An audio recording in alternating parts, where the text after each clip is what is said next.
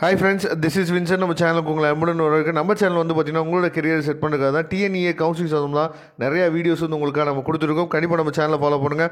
மறக்காமல் உங்கள் ஃப்ரெண்ட்ஸுக்கும் மேக்ஸிமம் நம்ம சேனலை பற்றி சொல்லுங்கள். இன்றைக்கி நம்ம பார்க்க போகிற வீடியோ ரொம்ப முக்கியமான வீடியோ. அதுக்கு முன்னாடி நம்ம சேனலோட வாட்ஸ்அப் குரூப்பில் இன்னும் நீங்கள் ஜாயின் பண்ணல அப்படின்னா வாட்ஸ்அப் குரூப்பில் ஜாயின் பண்ணுங்கள். வாட்ஸ்அப் குரூப்போட லிங்க் வந்து டிஸ்கிரிப்ஷன் பாக்ஸில் இருக்குது. ஓகே ஃப்ரெண்ட்ஸ், அதாவது இப்போ நம்ம பார்க்க போகிற வீடியோ வந்து என்ன அப்படின்னு சொல்லி பார்த்தீங்கன்னா, லாஸ்ட் இயர் ரவுண்ட் 3யோட ப்ரொவிஷனல் அலாட்மெண்ட் லிஸ்ட்டு தான் நம்ம பார்க்க போகிறோம். ரவுண்ட் 3ன்னு சொன்னோடனே அதிகமாக கட் ஆஃப் எடுத்த ஸ்டூடெண்ட்ஸ்லாம் உடனே ஸ்கிப் பண்ணிட்டு போயிடாதீங்க. உங்களுக்கும் ரொம்ப முக்கியமான விஷயங்கள் இந்த வீடியோவில் காத்துட்ருக்கு. சரியா? என்ன அப்படின்னு சொல்லி பார்த்தீங்க அப்படின்னா, அதாவது இப்போ நீங்கள் நல்லா கவனிங்க. ஃபஸ்ட்டு ஒன் இருக்கிற ஸ்டூடெண்ட் பாருங்கள், அவங்களோட கட் ஆஃப் வந்து பார்த்தீங்கன்னா 190.5. இது வந்து ரவுண்ட் 3யோட ப்ரொவிஷனல் அலாட்மெண்ட் லிஸ்ட்டு. சரியா? அப்படிங்கிறப்ப சார் 190 கட் ஆஃப் எப்படி சார் ரவுண்ட் 3க்கு வந்தாங்க அப்படின்னு சொல்லி உங்கள் மனசுக்குள்ள ஒரு கொஸ்டின் இருக்கலாம். சரியா? 190 மட்டும் இல்லை, நீங்கள் நல்லா பாருங்கள். அந்த கட் ஆஃப் ஃபுல்லாகவே வந்து பார்த்திங்க அப்படின்னா எது வரைக்கும் போகுது அப்படிங்கிறத பாருங்கள்.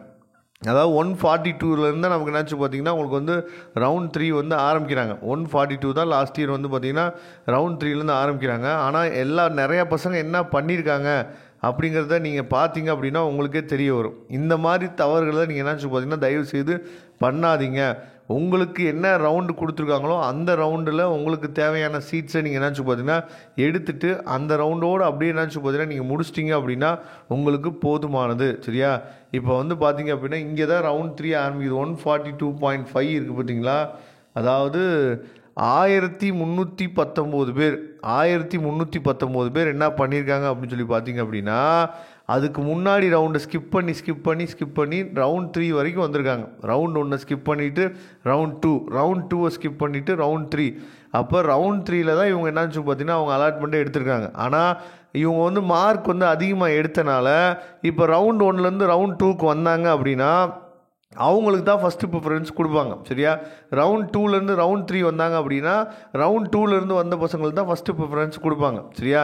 அப்படிங்கிறப்ப இந்த மாதிரி விஷயங்களில் தயவுசெய்து ரவுண்ட் 1ல் இருக்க பசங்க ரவுண்ட் 2க்கு மேக்ஸிமம் வரதை நீங்கள் என்னாச்சு பார்த்தீங்கன்னா அவாய்ட் பண்ணுங்கள். தயவுசெய்து அவாய்ட் பண்ணுங்கள்.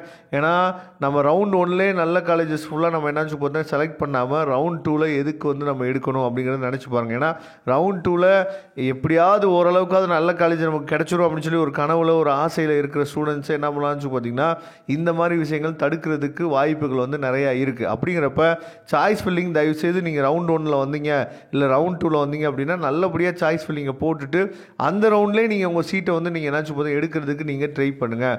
மற்றபடி நீங்கள் ரவுண்ட் 1ல் இருந்து தயவுசெய்து நினச்சி பார்த்தா ரவுண்ட் 2க்கோ ரவுண்ட் 3க்கோ நீங்கள் வராதிங்க.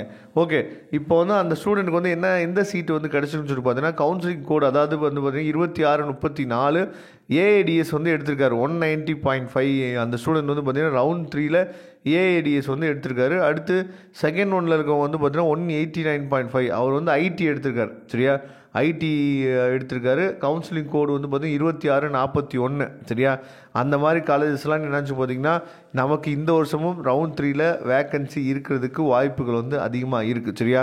அதனால் ரவுண்ட் 3ல் வந்தீங்க அப்படின்னா உங்களுக்கு வந்து வாய்ப்புகளே இருக்காது. கடைசி வரைக்கும் நம்ம என்னாச்சு பார்த்தா ட்ரை பண்ணலாம். கடைசி வரைக்கும் நமக்கு நல்ல காலேஜஸில் சீட்ஸ் வந்து இருக்க தான் போகுது.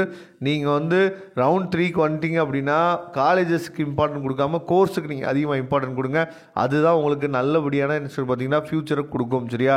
ஏன்னா காலேஜுக்கு நீங்கள் முக்கியத்துவம் கொடுத்துட்டு நீங்கள் தேடிட்டே இருந்தீங்க அப்படின்னா நீங்கள் தேடக்கூடிய காலேஜஸில் சீட்ஸ் வந்து இருக்காது. அதனால் தயவுசெய்து காலேஜுக்கு நீங்கள் முக்கியத்துவம் கொடுக்காம கோர்ஸுக்கு நீங்கள் அதிகமாக முக்கியத்துவம் கொடுங்க.